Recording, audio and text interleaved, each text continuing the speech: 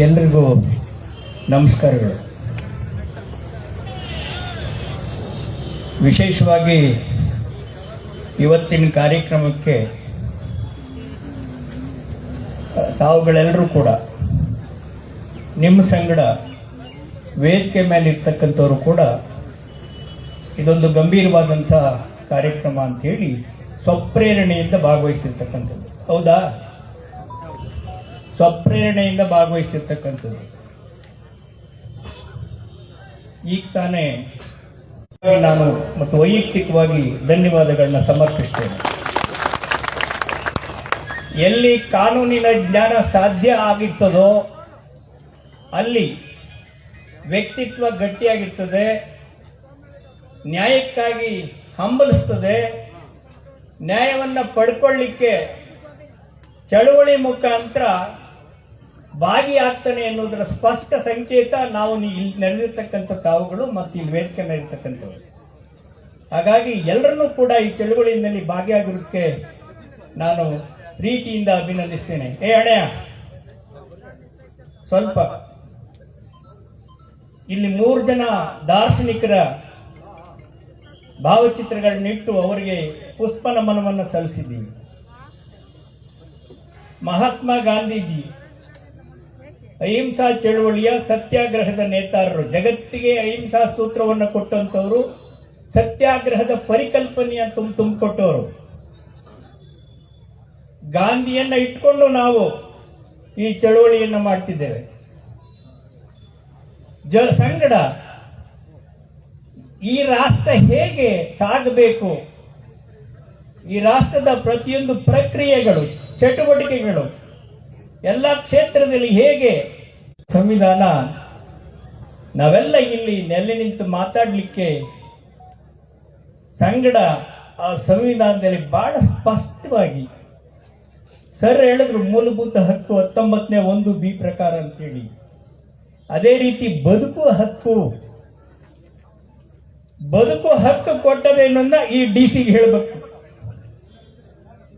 ನನ್ನ ಬದುಕುವ ಹಕ್ಕನ್ನು ಕಸ್ಕೊಳ್ಳಿಕ್ಕೆ ನಿನ್ಗೆ ಯಾರು ಅವಕಾಶ ಮಾಡಿಕೊಟ್ರು ಅಂತ ಕೇಳುವಂತ ಸವಾಲುಗಳನ್ನ ಪ್ರತಿಯೊಂದು ಕುಟುಂಬದ ಸದಸ್ಯರು ಹಾಕ್ಬೇಕಾಗತ್ತೆ.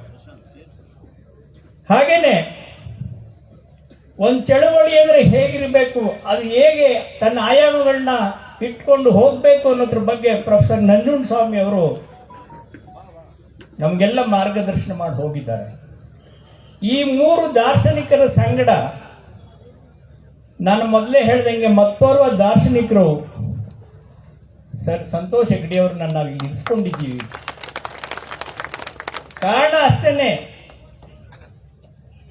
ಇದು ಓಪನ್ ಕೋರ್ಟ್, ಜನರ ನಡುವಿನ ನ್ಯಾಯಾಲಯ. ಇದು ಈ ಜನತೆಯ ನ್ಯಾಯಾಲಯದಲ್ಲಿ ಗೌರವಾನ್ವಿತ ವಿಶ್ರಾಂತ ನ್ಯಾಯಮೂರ್ತಿಗಳನ್ನ ಕುಂಡಿಸ್ಕೊಂಡು ನಮ್ಮ ಹಕ್ಕುಗಳೇನು ಅನ್ನೋದ್ರ ಬಗ್ಗೆ ಕೇಳ್ತಿದ್ದೀವಿ. ಹೇಳಿದ್ರು, ಈ ಟೋಲು ಕಾನೂನಿಗೆ ವಿರುದ್ಧ, ಈ ಟೋಲು ಸಂವಿಧಾನ ಬಾಹಿರ,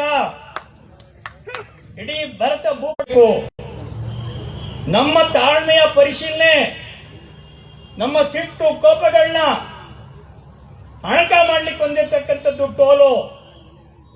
ಇನ್ನೊಂದು ರೀತಿಯಲ್ಲಿ ನಮ್ಗೆಲ್ಲ ಎಚ್ಚರಿಕೆ ಕೊಡ್ತಾ ಇರೋದು. ಎಚ್ಚರಿಕೆಯನ್ನ ಗಂಭೀರವಾಗಿ ಸ್ವೀಕಾರ ಮಾಡಬೇಕು.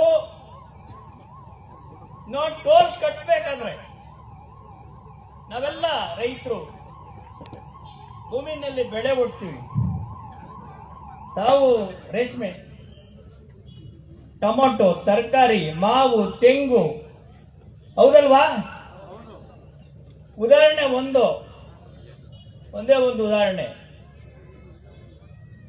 ವಾತಾವರಣದಲ್ಲಿ ಸಾಗರದ ಅಲೆಗಳ ಮೇಲೆ ನಮಗೆ ಬೇಕಾದಂತ ಆಮ್ಲಜನಕ ಸೃಷ್ಟಿ ಆಗ್ತಾ ಇದೆ.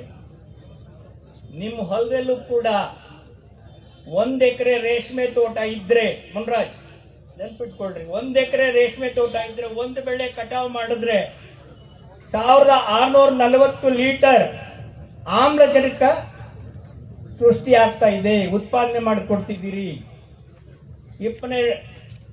ಬನ್ನಿ, ಶಾಸಕರು ಬರ್ತಿದ್ದಾರೆ, ಅವಕಾಶ ಮಾಡಿಕೊಡಿ, ಬನ್ನಿ.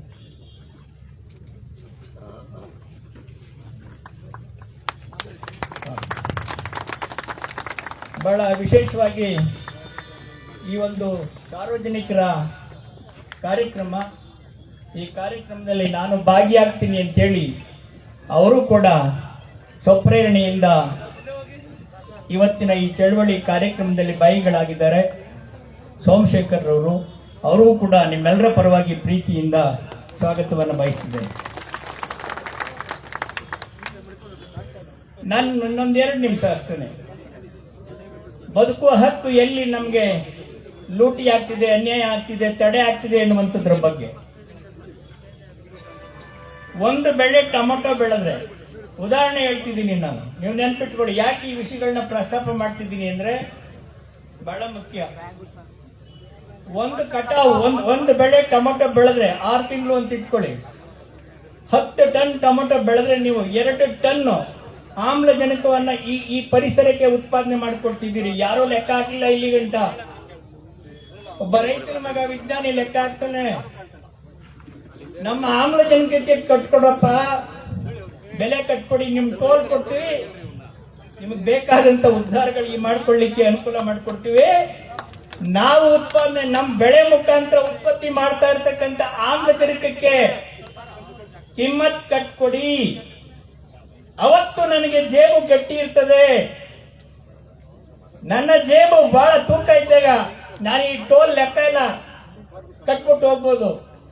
ನಾನು ಬೆಳೆದ ಟೊಮೊಟೊನಲ್ಲಿ ಜೊತೆಗೆ ತಯಾರು ಮಾಡಿದಂತ ಉತ್ಪಾದನೆ ಮಾಡಿ ಕೊಟ್ಟಂತ ಆಮ್ಲಜನಕಕ್ಕೆ ರೇಷ್ಮೆನಲ್ಲಿ, ತೆಂಗಲ್ಲಿ, ಮಾವೆಲ್ಲಿ, ಇನ್ನಿತರೆ ಎಲ್ಲ ಏನ್ ಭೂಮಿ ಮೇಲೆ ಬೆಳೆಸ್ತಿರೋ ಗಿಡ ಅದೆಲ್ಲ ಕೂಡ ಆಮ್ಲಜನಕ ಕೊಡ್ತಾ ಇದೆ. ಈ ವಾಹನಗಳು ಇನ್ನೊಂದು ಉಗಿತಕ್ಕಂತ ಕಾರ್ಬನ್ ಡೈಆಕ್ಸೈಡ್, ಮಾನಾಕ್ಸೈಡ್ ನ ಹೀರ್ಕೊಂಡು ಕುಡ್ಕೊಂಡು ತನ್ನ ಹೊಟ್ಟೆ ತುಂಬಿಕೊಂಡು ಆಮ್ಲಜನಕನ ಕೊಡ್ತದೆ. ಜೊತೆಗೆ ಫಲ, ಪುಷ್ಪ, ಹಣ್ಣುಗಳನ್ನು ಕೊಡ್ತಾ ಇದೆ.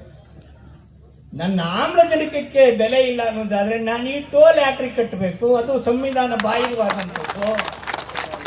ಒಂದೇ ಒಂದು ಪಾಯಿಂಟ್ ಸಾಕು, ನಾವು ಚಾಲೆಂಜ್ ಮಾಡೋಣ. 3 ವಿಚಾರಗಳನ್ನ ನಾವು ಪ್ರಸ್ತಾಪ ಈಗಾಗಲೇ ಹೇಳಿದ್ದೀನಿ. ದಾರ್ಶನಿಕರ ಜೊತೆಗೆ ಮತ್ತೋರ್ವ ದಾರ್ಶನಿಕರು, ಜನಪ್ರತಿನಿಧಿಗಳು ಬಂದು ವೇದಿಕೆಯನ್ನು ಹಂಚಿಕೊಂಡ್ರು, ಖುಷಿ ಪಡುವಂಥದ್ದು. ತತ್ಕ್ಷಣದಿಂದಲೇ ಟೋಲ್ ಅನ್ನುವಂಥದ್ದು, ಸರ್ ಹೇಳ್ದಂಗೆ ಸರ್ವಿಸ್ ರಸ್ತೆ ಅನ್ನುವಂಥದ್ದು ಕೊಡದೆ ಹೋದ್ರೆ ಏನ್ರಿ ನಾಚಿಕೆ ಏನ್ ಸರ್ಕಾರ ಅಲ್ವೇನ್ರಿ? ತತ್ವರಹಿತ ರಾಜಕಾರಣ ಮಾಡಬಾರದು. ಮಹಾತ್ಮ ಗಾಂಧೀಜಿ ಹೇಳಿರುವುದು ಸಪ್ತ ಸಾಮಾಜಿಕ ಮಹಾಪಾಪಗಳಲ್ಲಿ ಮೊದಲನೇದು ತತ್ವರಹಿತ ರಾಜಕಾರಣ. ತತ್ವರಹಿತ ರಾಜಕಾರಣ ಬೇಡ ಅಂತೇಳಿ ಕರೆ ಕೊಟ್ಟವರು. ಆದ್ರೆ ತತ್ವ ವಿಹೀನ ರಾಜಕಾರಣ ಆದಾಗ ನಾವು ಸವರ್ಸ್ಕೊಂಡಿರಬಾರ್ದು, ತಡ್ಕೋಬಾರದು. ನಮ್ಮ ತಾಯಂದಿರು ಎದ್ದು ನಿಂತ್ರೆ ಪ್ರಾಯಶಃ ಇವೆಲ್ಲ ರಿಪೇರಿ ಆಗ್ತವೆ. ತಾವೆಲ್ಲ ಸಾಂಕೇತಿಕವಾಗಿ ಇಲ್ಲಿ ನಡೆದಿರ್ತಕ್ಕಂಥ 2,500 ಜನ, ದೂರದಲ್ಲಿ ಕೇಳಿಸ್ಕೊಳ್ತಾ ಇರ್ತಕ್ಕಂಥ ಜನ, ಒಬ್ಬೊಬ್ಬರಿಗೂ ಕೂಡ ಕನಿಷ್ಠ ಆ ಕುಟುಂಬದ 5 ಜನರ ಬೆಂಬಲ ಆದಿ ಅಂದ್ರೆ ಎಷ್ಟು ಸಾವಿರ ಸಂಖ್ಯೆ ಜನ ಆಯ್ತು ಅಂತ ಲೆಕ್ಕ ಹಾಕೊಳ್ಳಿ. ಇಲ್ಲಿ ನಡೆದಿರ್ತಕ್ಕಂಥವ್ರು ಅಷ್ಟೇ ಅಲ್ಲ, ಇವರ ಹಿನ್ನೆಲೆ ಕುಟುಂಬದಲ್ಲಿ ಸರಾಸರಿ 5 ಜನ ಲೆಕ್ಕ ಹಾಕೊಳ್ಳಿ. ಅವರೆಲ್ಲರ ಬೆಂಬಲ ನಮ್ಗದೆ, ಈ ಚಳವಳಿಗದೆ. ಹೌದಾ? ನಿಮ್ ಮನೇಲಿ ಹೇಳಿ ಬಂದಿದ್ದೀರಿ ತಾನೇ ನೀವು? ಇಷ್ಟೆಲ್ಲ ಇದ್ದ ಮೇಲೆ ನಿಮ್ದೊಂದು ಗಟ್ಟಿ ನಿರ್ಧಾರ, ಗಟ್ಟಿ ಸಂಕಲ್ಪ, ಗಟ್ಟಿಯ ಚಳವಳಿಗೆ ನೇತಾರರು ಬಂದಿದ್ದಾರೆ, ಹೋರಾಟಗಾರರಿದ್ದಾರೆ. ಯಾವ ಸೆರೆಮನೆಗಳು ಕೂಡ ನಮ್ಮನ್ನೇನು ಮಾಡೋಕೆ ಆಗುದಿಲ್ಲ. ಪೊಲೀಸರು ಹೂಡ್ತಕ್ಕಂಥ ಮೊಕದ್ದಮೆಗಳು, ಪ್ರಕರಣಗಳು ನಮ್ಮನ್ನೇನು ಮಾಡೋಕೆ ಆಗುದಿಲ್ಲ. ಬಹುಸಂಖ್ಯಾತ ಈ 20 ಕಿಲೋಮೀಟರ್ ವ್ಯಾಪ್ತಿಯ 4 ಪಂಚಾಯತ್ ಸುಮಾರು 50,000ಕ್ಕೂ ಹೆಚ್ಚು ಗ್ರಾಮಸ್ಥರಿರ್ತಕ್ಕಂಥ ಈ ಭಾಗದ ಜನತೆಗೆ ಟೋಲ್ ಮುಖಾಂತರ ವಸೂಲಿ ಮಾಡೇ ಮಾಡ್ತೀನಿ ಗೂಂಡಾಗಳನ್ನ ಇಟ್ಕೊಂಡು ಅನ್ನೋದಾದ್ರೆ ನಮ್ದು ಬೇರೆ ರೀತಿ ಗೂಂಡಾ ಪಡೆ. ಅದೇ ಗೂಂಡಾ ಪಡೆ ಅಂದ್ರೆ ನಾವು ಕೈಯಲ್ಲಿ ಬಿಲ್ಲು, ಬಾಣ, ಆಯುಧಗಳು ಇಟ್ಕೊಂಡು ಬರುವುದಲ್ಲ. ನಮ್ ಗೂಂಡಾ ಪಡೆ ಬಹಳ ತರ್ಕಬದ್ಧವಾಗದೆ. ಅದು ಅಗತ್ಯ ಬಿದ್ರೆ ಬಳಕೆ ಮಾಡೋಣ.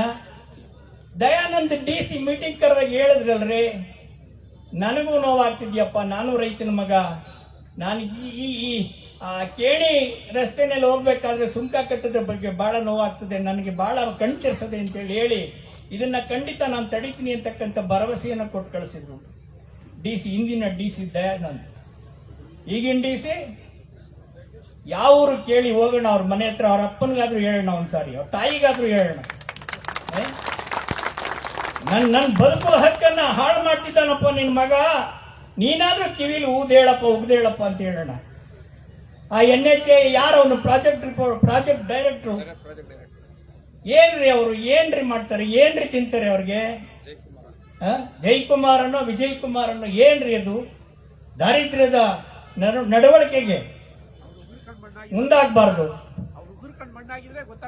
ಹೌದು, ಎದೆ ಕೆರ್ಕೊಂಡು ತಿನ್ನುವುದೇ ಅವ್ರ ಪಾಠ. ನಾವೆಲ್ಲ ಭೂಮಿ ತಾಯಿ ಕೆರೆದು ಸಂಪಾದನೆ ಮಾಡ್ತೀವಿ, ಬಾಯಿಗೆ ಬಿಡ್ತೀವಿ. ಹೌದಲ್ವನವ? ಅವರು ನಮ್ಮ ಎದೆ ಕೆರೆದು ಜೀವನ ಮಾಡೋಕೆ ಹೋದ್ರೆ ಖಂಡಿತ ಅವ್ರ ಸಂತತಿಗೆ ಒಳ್ಳೇದಾಗುದಿಲ್ಲ, ಅವ್ರ ಭವಿಷ್ಯಕ್ಕೆ ಒಳ್ಳೇದಾಗುದಿಲ್ಲ. ಈ ಎಚ್ಚರಿಕೆಯನ್ನು ಕೊಡ್ತಾ ಇನ್ನು ಬಹಳಷ್ಟು ಜನ ಸ್ನೇಹಿತರು ಮಾತನಾಡ್ತಕ್ಕಂಥವ್ರವ್ರೆ, ನಿಮ್ಮ ಈ ಹೋರಾಟ ಯಶಸ್ವಿ ಆಗ್ತದೆ, ಖಂಡಿತ ಆಗ್ತದೆ. 49 ವರ್ಷಗಳ ಚಳುವಳಿ ಹಿನ್ನೆಲೆಯಿಂದ ಬಂದಿರೋರು ನಾವು. ಸುಮ್ಮನೆ ಏನು ಹೆಗಲ ಮೇಲೆ ಶಾಲ ಹಾಕೊಂಡು ಸೋಕಿಗೋ ಅಥವಾ ಬಾಡಿಗೆಗೋ ಯಾರ್ದೋ ಪರವಾಗಿ ಮರ್ಜಿಗೋ ಇನ್ನೊಂದ್ಕೋ ಬಂದದ್ದಲ್ಲ. ನನ್ನಂತ ಲಕ್ಷಾಂತರ ಜನರ ಹಕ್ಕುಗಳ ಗಮನ ಹಾಕಿದವಲ್ಲ ಅಂತೇಳಿ ಬಂದಿರ್ತಕ್ಕಂಥದ್ದು. ನೀವೆಲ್ಲ ಯೋಧರಾಗಿ ನಿಲ್ಬೇಕು. ನೀವು ಬರೋಕಾಲಿಲ್ಲ, ನಿಮ್ಮ ಮನೇಲಿ ನಿಮ್ಮ ಮಗನ್ ಕಳಿಸ್ಕೊಡಿ. ಈ ಚಳುವಳಿ ತುಂಬಾ ಗಟ್ಟಿಯಾದಂತ ಜೀವಂತಿಕೆಯನ್ನ ಈ ಸಮಾಜಕ್ಕೆ ಮುಂದುವರಿಸಲಿಕ್ಕೆ ಅವಕಾಶ ಮಾಡ್ತಾ ಇದೆ. ಏನೇನೋ ಆಗಿದೆ, ಅದು ಬೇಡ. ಈ ಸಂದರ್ಭದಲ್ಲಿ ಈ ರಸ್ತೆ ನಮ್ದು, ಇಲ್ಲಿ ಓಡಾಡೋ ಹಕ್ಕು ನಮ್ದು. ಟೋಲ್ ಕಟ್ಟುವುದಿಲ್ಲ. ಎಲ್ರಿಗೂ ನಮಸ್ಕಾರ.